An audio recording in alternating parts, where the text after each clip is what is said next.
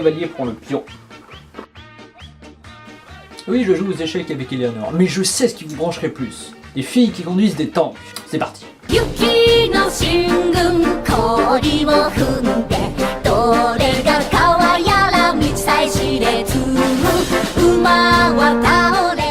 Konnichiwa minasan. Aujourd'hui, camarades, pour changer la dernière fois, nous allons parler de choses mignonnes sans gloquerie. Just boutade, bro.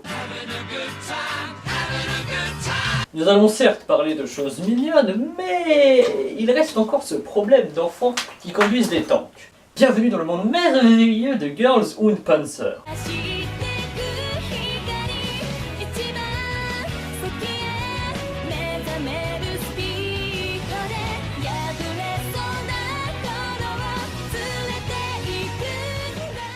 Mais dans le dernier épisode, tu avais dit qu'on allait parler de personnages qui s'étaient évadés de l'univers de JoJo's Bizarre Adventure. J'ai jamais menti. Bref, Girls und Panzer, ou Girls und Panzer, est un manga créé par Ryuichi Santana et adapté en animé par Tsutomu Mizushima, qui a également adapté en animé Prison School.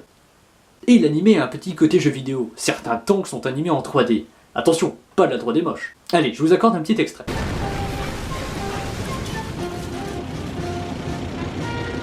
Tu ne parles pas de la patte du manga? Non, parce que parler de la beauté du dessin, pardon, j'ai pas trouvé le bon terme. C'est très subjectif comme beaucoup de choses dans ce bas monde. Personnellement, je le trouve très très bien. Et on n'en attend pas moins d'un animé classique.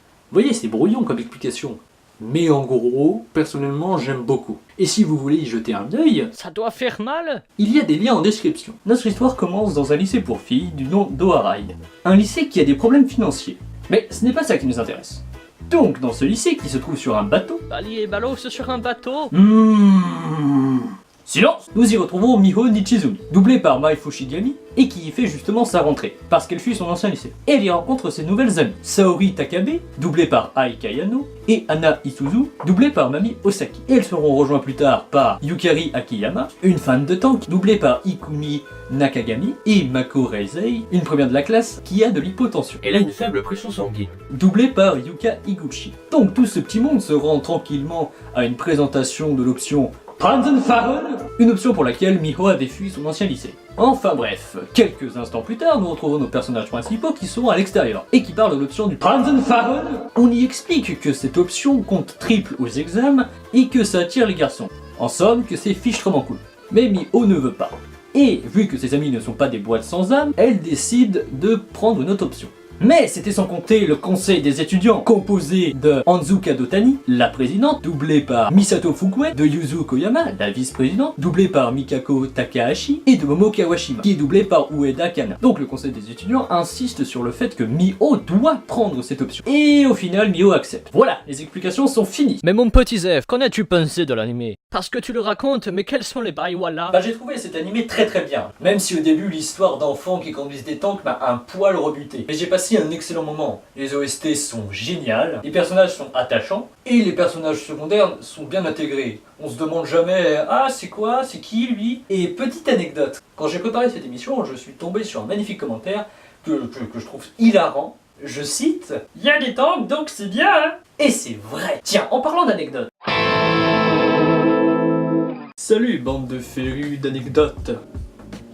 Dans ce point anecdote, comme son nom l'indique, je vais vous dire quelques anecdotes qui sont sympas, surtout pour sa culture générale. En fait, non, mais on s'en fiche parce que c'est bien les anecdotes.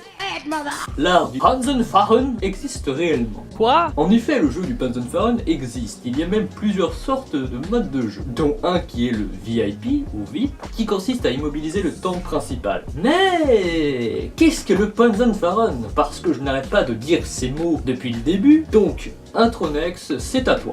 Le Panzenfahren est un jeu qui se joue avec deux équipes composées de tanks. Et le but du jeu est d'immobiliser les véhicules adverses.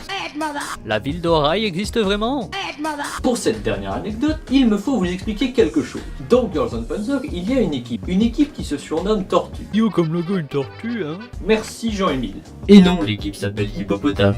Et elle a un logo d'hippopotame bleu. Donc les membres de cette équipe ont un surnom en rapport avec un stratège ou un militaire. Dans l'ordre, nous avons Takako Suzuki, surnommé César, en l'honneur du bon vieux Caius Rulius Caesar, ou Jules César pour les intimes, qui est dictateur à ses heures perdues. Ensuite nous avons Riko Matsumoto, surnommé Erwin, qui fait référence au peu connu officier Erwin Johannes Eugen Rommel, ou Erwin Rommel, qui est l'un des rares officiers allemands à ne pas avoir commis de crimes contre l'humanité, et accessoirement a aidé à envahir la France en 40. Enfin Kiyomi Sugiyama, dite Simonza, qui renvoie au stratège japonais Sanada Yukimura, qui m'était totalement inconnu. Et je ne vous en dirai pas plus parce que je suis un méchant machin.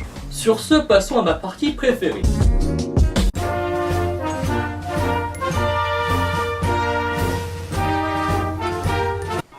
Donc, comme on l'a dit à plusieurs reprises dans cette émission, le Panzerfahren est un art martial.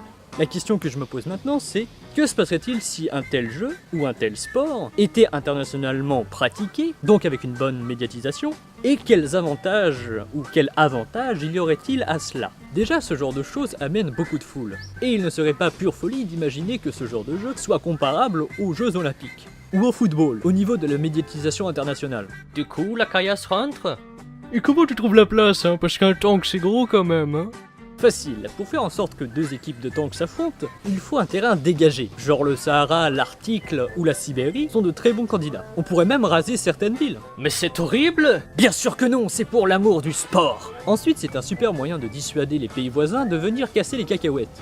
Bah oui, si un pays gagne ce genre de compète, t'imagines bien que derrière, ça va flipper sec. Il y a fort à parier que ce pays soit considéré comme balèze, militairement parlant. Enfin, on pourrait se dire que ce genre de jeu est super dangereux parce que se tirer dessus avec des tanks, c'est un petit peu létal quand même, faut pas se cacher. Et je vous répondrai que non. J'en veux pour preuve la FAQ d'une personne qui en fait et qui dit que la sécurité est un point crucial de ce sport. Ou de ce jeu, comme au choix. Grosso modo, c'est ce qu'il dit. Mais encore une fois, il y a les liens en description. Et il éthique dans tout ça? Bah, d'un côté, on a des gens qui se tirent dessus et qui s'amusent, et de l'autre, on a des fruits pourris qui se font de l'argent facile sur le dos de personnes naïves. Donc, quelque part... je préfère l'un que l'autre. Un indice, j'en parle depuis le début de l'émission. Est-ce que je défends un jeu hardcore? Oui. Et puis bon, parmi vous, je suis sûr qu'il y a des gens qui aimeraient beaucoup conduire un tank. Une dernière chose, si d'aventure vous vouliez regarder l'animé, je vous conseille de vous taper les films et les OAV, ça complète l'histoire et ils sont bien. Et voilà, cet épisode est à présent terminé, j'espère qu'il vous aura plu. Et comme le disait Bonaparte, n'interromps jamais un ennemi quand il fait une erreur. Sayonara.